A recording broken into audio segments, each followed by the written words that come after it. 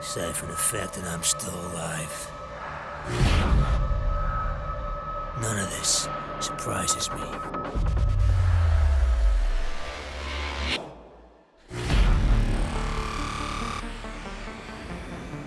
Technology got stronger,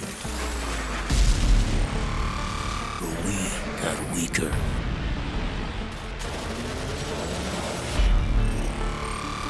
We built computers, robots,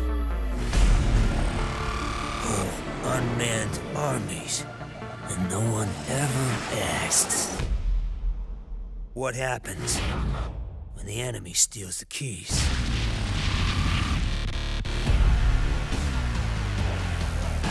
The things they built to keep us safe are turned against us. And that's when they figured it out. They'll always need men like us, those who are willing to do what others cannot.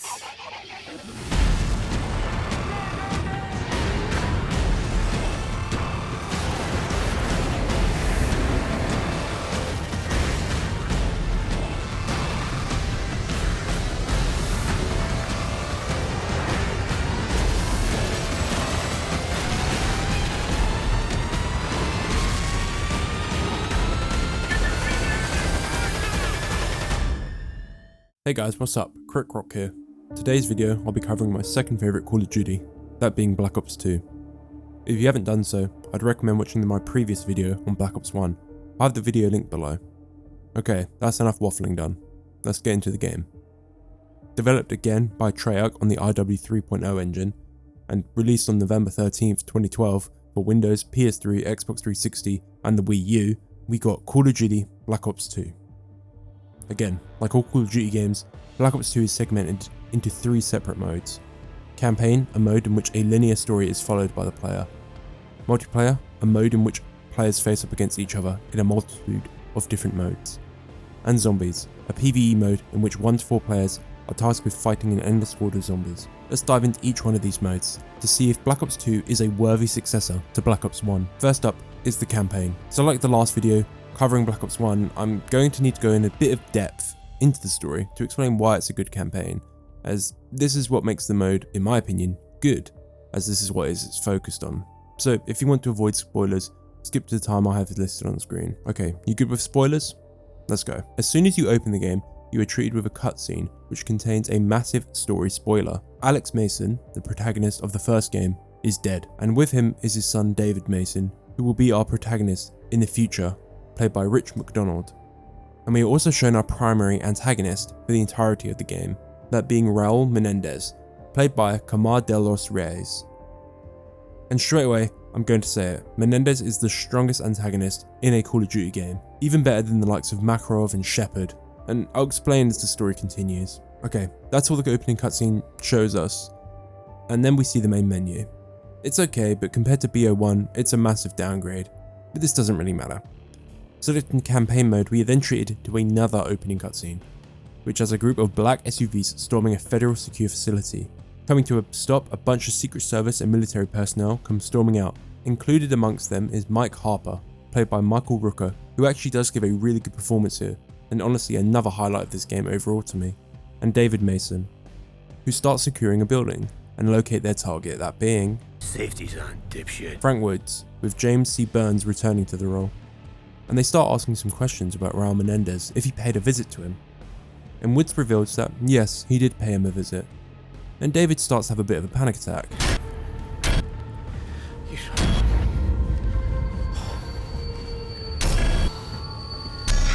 Woods then starts to tell them a story about Mason in Alaska trying to retire, but Hudson, now played by Michael Keaton, asks him to return to the army in order to save Woods, as he was captured in a mission he had taken part in Angola. Mason reluctantly accepts to take the mission on, to the dismay of David. And with this we enter our first mission briefing screen, Pyrrhic Victory, taking place in 1986 with the objective to save Woods.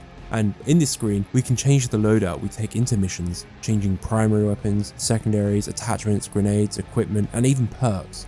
This honestly is a really cool addition, as the single player has a few guns that you can't even access in the multiplayer. So being able to play around with these weapons and tinker with them, it makes it such a fun experience and a great game to replay. This is a massive upgrade to the campaign, only making it better, and I wish all Call of Duty games followed this, as some of the modern ones, especially the non-Treyarch ones, choose to leave this out of their campaigns for some reason. Okay, let's start the actual mission though.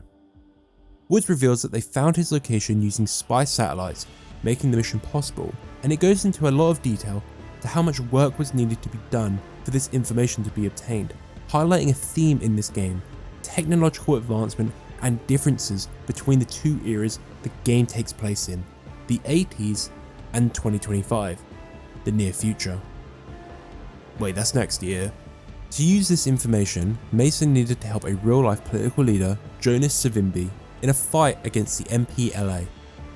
Okay, actually entering the mission, we first see a visual representation of a person stuck in a hot car, and Mason mounts an armoured vehicle riding into battle. This mission is a great intro, highlighting the general tone of Black Ops 2. If Black Ops 1 had a more conspiracy, secret operations feel to it, then Black Ops 2 is more about all-out war, as most of the time in the missions, you'll just be dumping hundreds of rounds out and blowing stuff up with helicopters. With the Assault one, Jonas reveals the location of where Woods is being held by a Nicaraguan gunrunner, and with that, Mason and Hudson fly off to get him.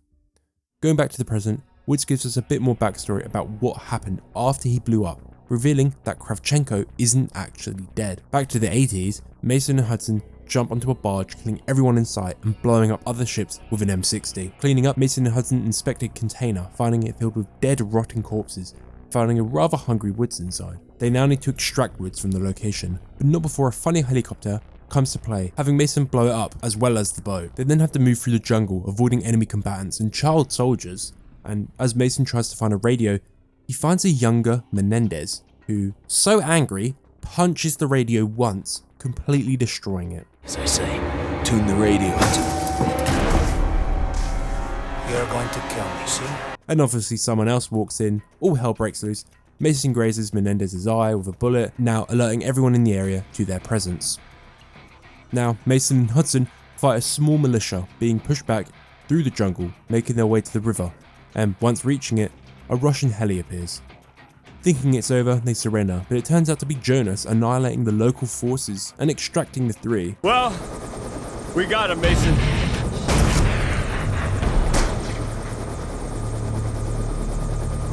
Can't kill me.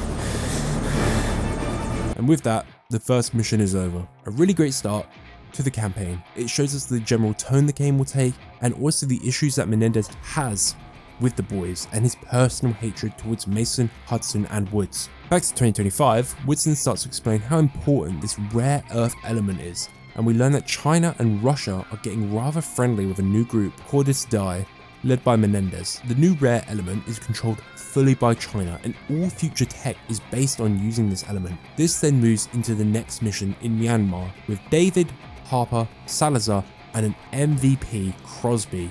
Using nanogloves to move along the cliffs and then enter the enemy base with a wingsuit, they do a bit of shooty in order to enter the facility to obtain Cerellium, the rare element Woods was talking about. After obtaining the Cerellium, they extract and meet up with Admiral Briggs, played by the legendary Tony Todd, who I love how he calls everyone a cocksucker. I'm a sucker. This ends the mission. After this, we move to Afghanistan with Alex Mason with a flashback.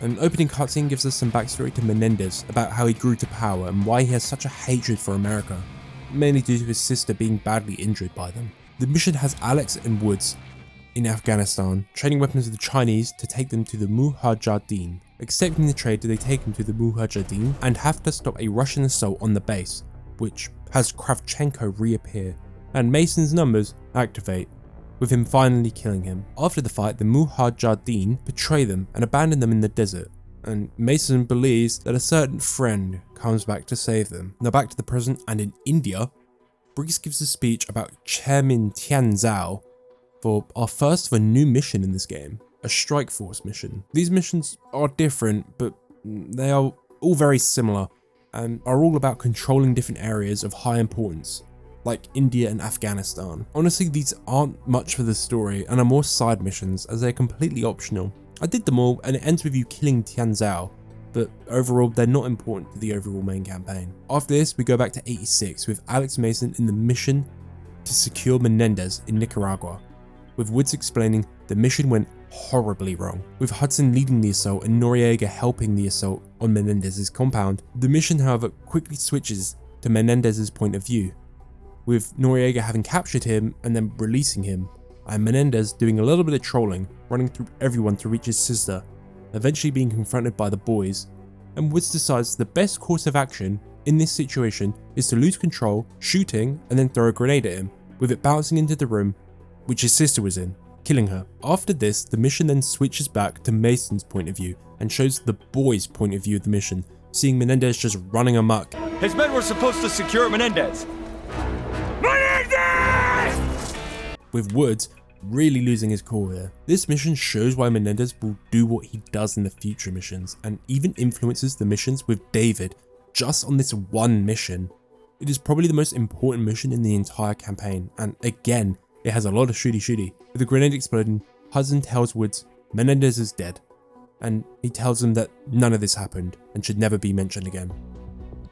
Now, David mentions how Menendez did not kill his father, and Woods looks very uncomfortable with this, but we'll get back to this. Back to the present, and to Pakistan, with DeFalco being a new target for this mission.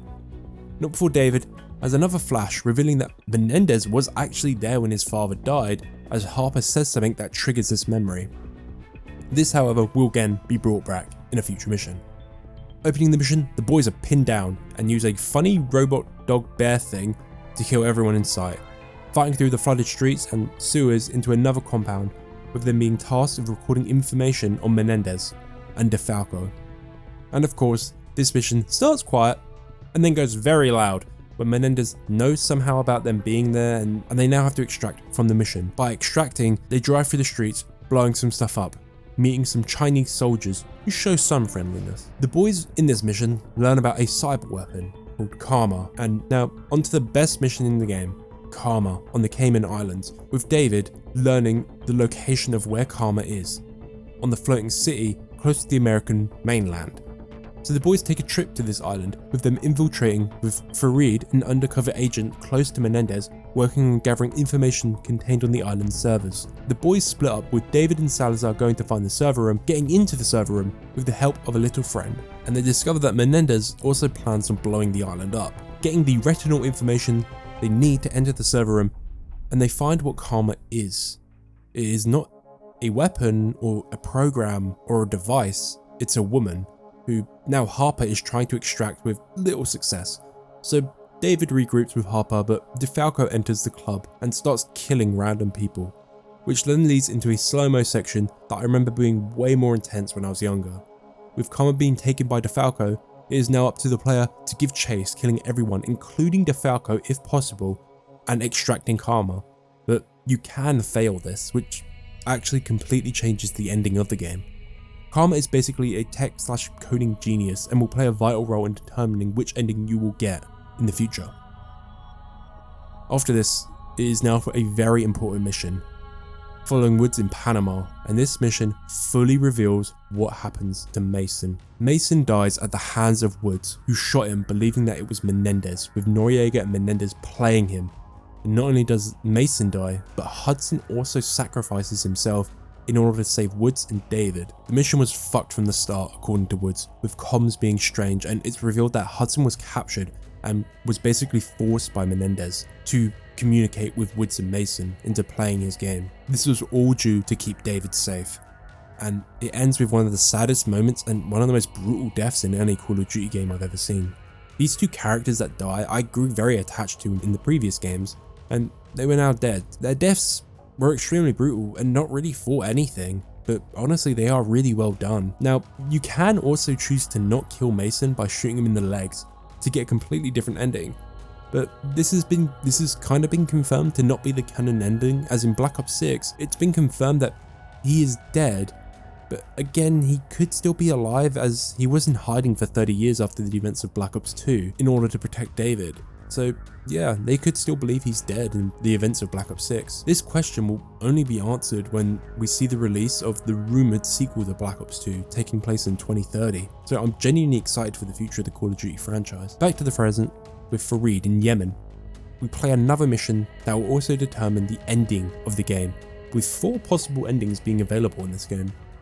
The mission starts with Fareed with Menendez, and he mentioned something about a leak in his group.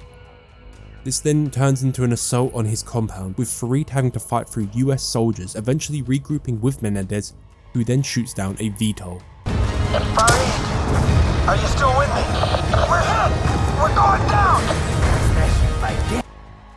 Throughout this mission, we are communicating with Harper, and once his VTOL is shot, he makes it abundantly clear that it is his VTOL that was shot. And now with Menendez's men dragging Harper out, he then has to test Fareed to see if he is the leak by asking him to shoot Harper. This option here will determine if you get one of the good endings in the game or the worst possible ending in the game. And if you want the good ending, Harper has to die. After his death, the boys do a more shooty with the boys now capturing Menendez and taking him back to the USS Barack Obama. They now interrogate him, and somehow he escapes captivity and leads an assault on the Obama, forcing the ship to reset its systems, enabling him to get into the flight deck. Having his undercover agent reveal himself, killing 2 guards, and if you didn't kill Harper, Karma dies, but if Fareed did survive the events, she does stay alive. And then you choose to either injure or kill Briggs. I choose to injure him because I really like Briggs. And now they install some malware on the system, overtaking the drone system of the entire US military. If Karma lives, she starts to retake control, but if she's dead, yeah, the world is kind of fucked, and this will mean you will get one of the bad endings in the game. Now, to the US, with Mason having to protect POTUS, including the president, on the streets while a drone attack is occurring. This mission is all out war, and it's fun, but not a lot really happens, just shit gets fucked up. For a bit you're on the streets, and then in another moment you take to the skies in a jet. A great variety in this mission, but again, there's not a lot really happening, it's just a lot of chaos. And now for the final mission in Haiti, with the boys entering in by sky, working with the Chinese in order to capture Menendez. He also blows up all the US drones, crippling the power of the military. And now Mason just so happens upon Menendez's location and has a slow-mo sequence which leads into him stabbing Menendez and either being able to kill him or capture him.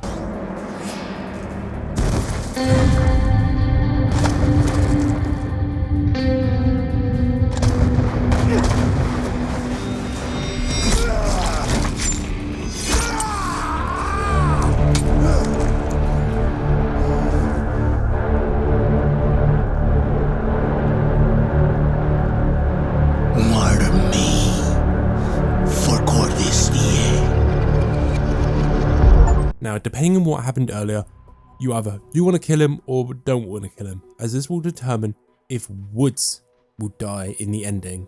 As if Karma dies, he is able to escape prison and he kills Woods if you let him live.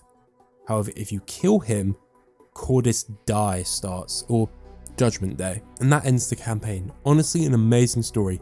Not as good as the Black Ops 1 story, as that had a really tight, interesting story, but the multiple endings and the way the game is structured makes it such a fun game to replay, with the action always being front and center in the campaign.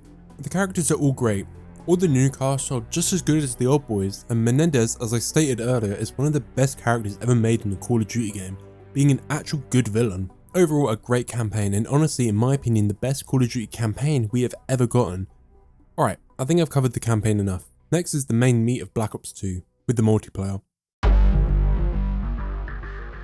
So like all previous games, you've got the basic core modes, with many returning from Black Ops 1, but some new ones like Hardpoint, one of my favourites, and Core and Hardcore returning overall. The wager game modes returned, but no wagering was allowed, so they lost a little bit of their fun. And League Play was a big new thing in this game, or a rank mode basically. I never really bothered with it, as COD has always been a casual game to me. The big change in this game was with the creator class system, with the new Pick 10 system, which allowed you to fully customize your loadout, being only able to select 10 items to put into your class. This allowed you to pick and choose what you wanted and made the process of tinkering with a class so much fun, as you would create a playstyle that really works for you. Alongside this, wildcards were added, which allowed you, for a point, to change a class up even further, with things such as 2 primary weapons, taking multiple perks in the same category, or more attachments on your weapon.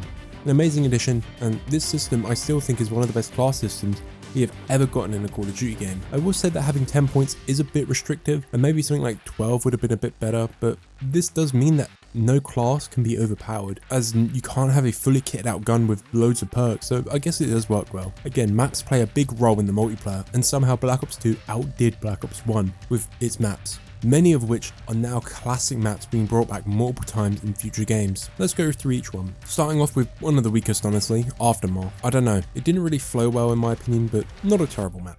Cargo, a nice layout with close engagement and a fast pace. Good fun. Carrier, a certified classic sniper map with many trick shots being hit on this map. Drone, not bad, decent map. Express, an amazing map with such a fun layout, with the train offering a really unique experience. Hijacked, perfect map. I swear the guy that made Nuketown made this map. It is so good. Meltdown, a solid map with an okay layout and flow to it. Overflow, a solid basic map with actually a really good flow to it as well. Yeah, again, no complaints. Plaza, a really good map which is good for all weapons and flows super well. Raid, must I say more? The firing range of this game. Slums, a decent map with a lot of fun ways to flank. Standoff, a classic map, another firing range tier map. Turbine, a great map for sniping with long open sightlines. Yemen, it's okay, a decent solid map with a fun layout. And Nuketown 2025, Nuketown again, so a great map. All maps included in this game are amazing and all play really well. And honestly, I think this might be the strongest map set we've ever gotten in a Call of Duty game. They all feel really fun to play and all play pretty different from one another. And they all feel great on all modes. Weapons, there are a lot of them to choose from. So I'll highlight a few of my favourites. The KSG, a fun slug shotgun. The MA-A1, a fun burst rifle that is just a solid weapon overall. The PDW, a fun SMG with a large mag cap. The Scar H, a solid heavy weapon that hits like a truck. The Executioner, a shotgun sidearm, really fun and a great weapon to fall back on. The Ballista, probably one of my favourite snipers in all of Call of Duty, just a solid weapon overall. The LSAT, such a funny weapon to put a target finder on, and FMJ, just to shoot through everything. And one of the most underrated weapons, the Type 25, a solid rifle that just works really well overall. Black Ops 2 is probably one of my most played multiplayer modes, and the one I come back to the most. The game has some source that makes it really special and overall is a really fun experience. The classic prestige system, the great social features, and the custom emblems just make the game just so fun in my opinion. Theater is great in this game, it just works really well. Altogether, it makes it a really nice complete package for multiplayer. If Black Ops 1 added a lot to multiplayer, Black Ops 2 perfected the multiplayer that was there already. Also, the kill streaks are just really good as well. I think that's enough about the multiplayer. Not really a lot, honestly, to talk about here. It's just really good in overall. Let's move on to the zombies mode. The game launched with, I guess, 2 maps, with one of them having 4 maps within it. These included Transit, one of the worst maps to some, and one of the best to others. I don't know, I don't mind it. Nuketown Zombies, a great map. Bus Depot, Farm, Town, and Diner, all from Transit mode, with Town being really good. A new mode in Zombies, different from the basic survival, is Grief, where 2 teams compete to see who can outlive the other, the team that survives 1 round more than the other winning.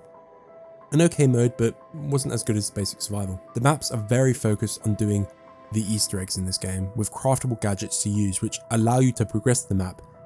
This is something the Zombies team has to balance very carefully, as in my opinion the best Zombies maps don't have great Easter eggs, they just play really well, and honestly Transit focuses way too much on the Easter egg, so I do think this is an issue the map has and a reason many people don't like it. Overall, an okay selection, with Town and Nuketown Zombies doing a lot of the heavy lifting here. But one way that Black Ops 2 really improved from its predecessors was with its post-launch support with its DLC map packs, in my opinion being some of the best ones we've ever gotten, with 4 being released. The first DLC release was Nuketown Zombies, but the actual first map pack was Revolution, which included 4 maps, with Hydro, Downhill, Grind and Mirage, all really good maps in my opinion, and 1 zombie map with Die Rise. An okay zombie map, it's not my favourite, and a new mode, Turned, which has the players play as the zombies trying to kill the survivors, and a new weapon, the Peacekeeper, a certified classic Black Ops weapon. A really good map pack in my opinion, just a great variety here. Next was Uprising, which had 4 maps, including Vertigo, Encore, Magma and Studio. 3 really great new maps, and Studio was a remake of Firing Range, an amazing selection here. And a new zombies map, Mob of the Dead, which is now many people's favourite zombie map, and 2 new mobs in the map, with Alcatraz Island and Alcatraz Island Cell Block. A decent package here, nothing to complain about. Next is Vengeance, which again, 4 maps with Cove, Detour, Rush, and Uplink. Uplink is a remake of Summit. Again, a solid selection here, no complaints from me. And Buried, the new zombies map with 3 modes playable in it. It's a great zombies map overall and the new wonder weapon for zombies, the Ray Gun Mark II. A great package again, especially for zombies players. And finally, Apocalypse. Probably the weakest pack with 4 maps, Pod, Frost, Takeoff, a remake of Stadium from Black Ops 1, and Dig, a remake of Courtyard from World at War. And Origins, the new zombies map. All good, just no small additions really to add to these modes, like weapons or new modes. It makes the pack overall feel less worthwhile, especially compared to the other ones. However, overall, all 4 packs are really great and really made buying the season pass worth it. And including within DLC, there was DLC skins for weapons, which included things like the Bacon camo and Aqua camo, which could be bought for a very small fee. And with that covers everything the game honestly has to offer. So let's give it a Croc rating. Starting with the gameplay, again, I'm thinking a 10. They improved aspects from Black Ops 1 and kept the insane variation with 3 modes, an easy 10 for me. The story, I'll give it a 9 out of 10. The different endings and the better mode structure makes the campaign a lot more enjoyable, and also a bit easier to follow overall, so I'll give it a 9 just for how fun the story is. Visuals, I'll give it a 7. At the time, this game didn't look insane, with this coming in the last years of the 360 and PS3's life, and playing now, boy, some parts haven't aged the best, especially texture wise. Music, I'll give it an 8 out of 10. Some classic tracks here with many sticking in my head, but honestly nothing too insane overall. And content, 10 out of 10, one of the most replayable COD games ever, with some of the best MP maps, modes, zombie maps. What's not to love? Calculating the total score, it gets a 44 out of 50, or a 4 out of 5 game. I would heavily recommend this game to anyone interested in getting into Call of Duty, as it has a lot of the best content in it. The only way I think this game could become perfect is if they gave it the MWR treatment. Hey, thanks for watching. If you enjoyed, leave a like. If you want to see more, subscribe. Again, thank you for watching. See you around. Crocodile.